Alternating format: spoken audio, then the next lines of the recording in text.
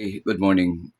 Tungkol pa din ito sa mainit na usapin ngayon na marami sa atin ang naguluhan sa ginawa ng pag-convene ng Senado as an impeachment court na sa ginawa nilang pagbalik sa article of impeachment to the Congress. So maraming nagsasabing yun ay unconstitutional. Ito ay isang panghimasok sa karapatan na itinuka o ibinigay ng konstitusyon sa Kongreso na meron ding trabahong binibigay ang konstitusyon natin sa Senado to try and decide. So, pag sinabing nag-convene sila para magiging judge, impeachment trial, they are the judge. Kung judge ka, di ba, sino ba i-judge mo? So, i-judge mo yung presented evidence, both sides evidence being presented by the accusers, which is the prosecutors, and to be defended by the defense. Or the defense will be the one to raise questions at us being done now by those pro o anti-impeachment, di ba? So it's not the judge to say that is it ganito, is it ganyan as what happened, di ba? So kung judge ka, makinig ka. Hindi yung ikaw yung maghusga na ito ay paglabag. Hindi dapat, sa tingin ko, sa tingin na, so ito ganun din naman maraming nagsasabi niyan. Hindi ka dapat sa'yo manggagaling yun. Kung yung sa inyo, yung ginawa ngayon ng Senado, sa tingin ko lang di ba dapat nasa rules yun, nasa rules nila yun. Ngayon, during the trial, kung meron doon ang nagkulang, doon i-question sa sino yung nagkulang. Diba? Now, if they cannot support, na yun ang magiging na ninyo. Pero you are not to question the power given to all of you. Individual kayo So, separate powers given sa inyo ng konstitusyon, di ba? Kaya parang masakit lang iisipin na gano'n ang nangyari, di ba? So, ano ba pananaw ninyo natin? Pagka may sinabi ata ni Senator Go sa isa sa pag-support niya sa motion ni Senador De La Rosa na sayang ang ibigay na panahon sa impeachment dahil di daw makain ang impeachment. Sa tingin ko doon hindi nga makain ang impeachment doon. Wala kang makain sa impeachment per se.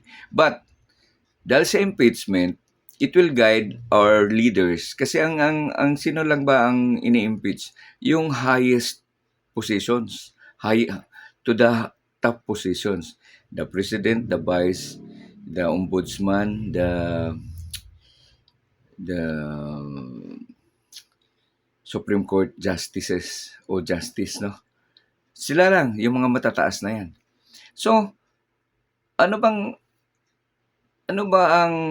bakit ba, hindi nga makain yun, but it will guide these highest positions not to be guided, not to exercise or not to do things against, di ba? So, ma-prohibit yun. Example, ano ba yung mga, corruption, yung mga magiginagawa ko. So pag banggitin natin corruption, what is involved in corruption? O di ba? So yung pera ba, imbes na gastusin mo, kunyari proven na ginastos mo nga, What is that money for? That money being given to your office has to be given or has to be spent for the purpose of that money. And who will benefit with the money being given to you?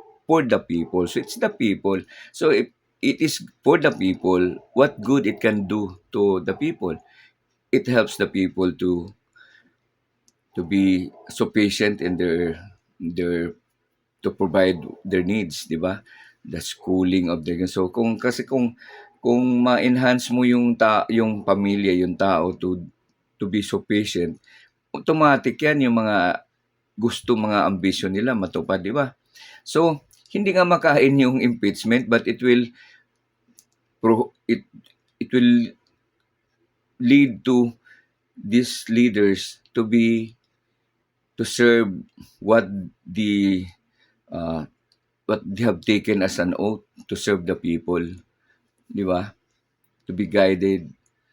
So, kunyari milyon-milyon, kunyari kung milyon-milyon yung binigay sa'yo para palago, para ibigay mo sa o para sa opisina mo, eh kung hindi naman yan, kung i-corrupt mo, o so mababawasan yung para sa tao. So, importante ang impeachment para ma-remove kung mapatunayan na guilty ka sa inakusa sa'yo, di ba? So, bakit ba sinabi din sa na forthwith? Para kung mapatunayan mong sufficient yung support sa inakusa sa'yo, ma-remove ka na, hindi na lalala pa yung mismanagement mo, di ba? Yun ang purpose doon sa tingin ko lang ha. Walang nagbanggit yan pero sa tingin ko, that's the purpose of the Constitution. Why is it that you are to hear the trial right away so that if proven, the person being accused, the officer being accused of that and proven must be removed right away. It will not take more time for the charge or the doings he's being charged to continue. Kaya yun, di ba? Yan ang purpose nun. So, yung mga ginawa ngayon na isa-subject mo pa ang impeachment na yan na kung itutuloy ba, bakit mo pakialaman yun? Ang tagal pa noon eh. Di ba? So you are, parang baga sa you are, parang imbis na aksyonan mo na, sabi, di naman namin matapos yan. So, hayaan mo na lang yan, o tanungin mo yung sunod namin kung interesado ba sila dyan. Hindi naman ganun yun eh. Di ba? Because these people will be having their own, pwedeng lalo na yan, politics yan, di ba? So, pwedeng, hindi mo alam kung anong mga pananaw sa tao na yan. Kaya nga nung may mga radio programs tayo, may mga programs sa mga leading channels natin na, anong pananaw nitong mga to? Ano bang pananaw nyo if you happen to be the elected as ganito? Ano pananaw mo sa mga isyong gusto? Kasi nga, doon mo mabibase kung ano, dapat ka ba, kung ano ang pananaw nila at gusto nating mga tao, pasok ba ang gusto nila sa gusto natin? Kaya doon di ba? Kasi this new elected officer of congressmen, senators may have a different idea. So ito ngayon kasi ito yung ginusto ng kongreso at may na-impeach nila. Itong Senado ngayon ano ba ang maganda doon? Anong kagandahan pag narinig natin yung impeachment? Lalabas at lalabas yung katotohanan. Ngayon kung mapatunayang maling-mali, makita natin na yung nag-akusa pala ay mali. So, ibig sabihin, ang nagiging basahan nila ay, so makikita natin kung deserving ba sila iboto uli. Di ba? Saka yung inakusa, tama yung sinabi ni Senator Pimentel na it is as giving chance to the impeach na kasi dahil inano na, pero sa side na sa Senado na, kasi impeach na sa Senado, either acquitted nila or guilty. Okay? Hukuman nila. Pero diyon sa side ng Kongreso, na-impeach na yung dinala sa Senado as yung mga articles of impeachment. Patunayan na lang bali ng ng prosecutor na side ng Kongreso kung sapat ba ang pag-akusa nila. So meaning you are given the fair, yung being accused is given the fair chance to defend himself and to clear kung hindi nga siya naman.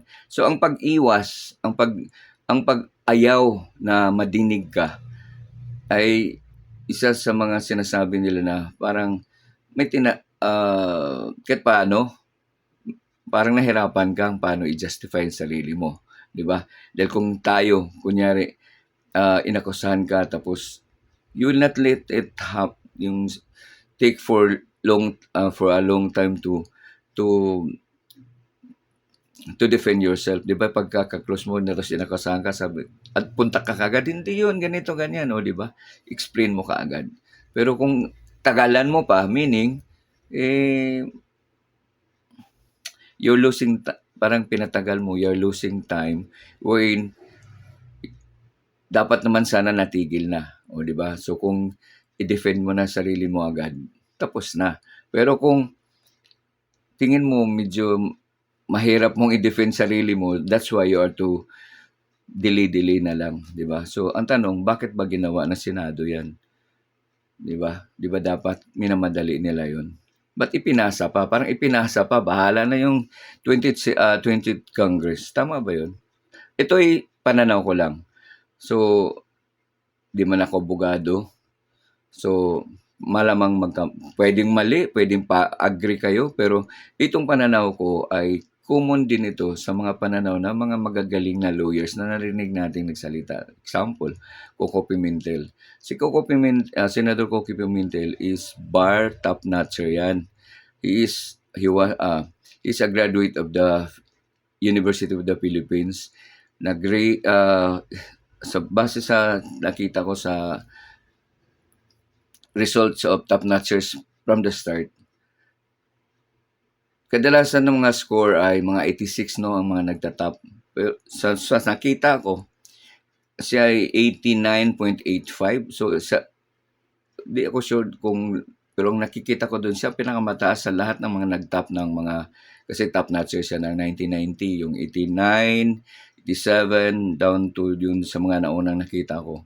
Siya ang pinakamataas. So, ibig sabihin, magaling siya. Di ba? Magaling sa pagdating sa batas. Lalo na ito ngayon, makikita mo na he is brilliant. Okay? So, yan lang. Sana isipin niyo din, no? If we want to have a progressive country, dapat tayo ay concern sa mga ibubuto nating, mga iluluklok natin sa mga posisyon that will serve us. Kaya yung mga congressmen, bakit ba tinatawag silang representative? Because they represent the community where they are chosen as congressman. So they are representing us. Hindi yung kaya piliin natin yung gusto natin, 'di ba? Maraming salamat. Naisip ko lang na gusto kong idagdag na tanong, no, sa mga kung pangimasukan mo ang power na binigay sa Kongreso o power na binigay ng Senado na they are the judge. Kapag ba, kasi quasi, sabi nga nila, they are acting as judge na 50% ay political, 50% ay judicial. So, kapag ba may question ka sa magiging hukom sa impeachment, kung sali tulad noon na kay Corona, kapag ba yung time na yon, kung question, pwede bang questionin kahit sa tingin mo bakit in-impeach nila si Chief Justice Corona? Marami naman tanong doon na maraming agam-agam na sobra naman yung naging hukom, in-impeach na 2 million ang hindi na ang sasalin. So according to kay former Miriam Defensor, na salin lang yun. Pwede yang i-correct. Di ba? Parang ganon. Pero, yan ang naging hukom nila na impeach. Pwede bang questionin yun? Pwede bang questionin yung hukom nila? Mag-question yung sino mang ano mang side? Hindi, di ba? Hindi pwedeng questionin dahil binigay yan ng power nila sa Senado, created as impeachment court to hear the trial. Di ba hindi pwedeng questionin yun dahil sole power nila yan, whatever they come up with a decision. Di ba? So, respetuhan ng power. Sa tingin ko lang di naman ako lawyer, pero yun ang naisip ko. Di ba? Hindi mo dapat kini-question yung action ginawa ng bawat party. So, kung part given to the Congress to do the impeachment, articles of impeachment, at ang binigay sa inyo ay mag-judge kayo, di ba ganon lang yun? Ito'y another, pananaw ko lang, simply, di naman ako lawyer, pero naisip ko lang itong mga tanong na to. Opinion ko lang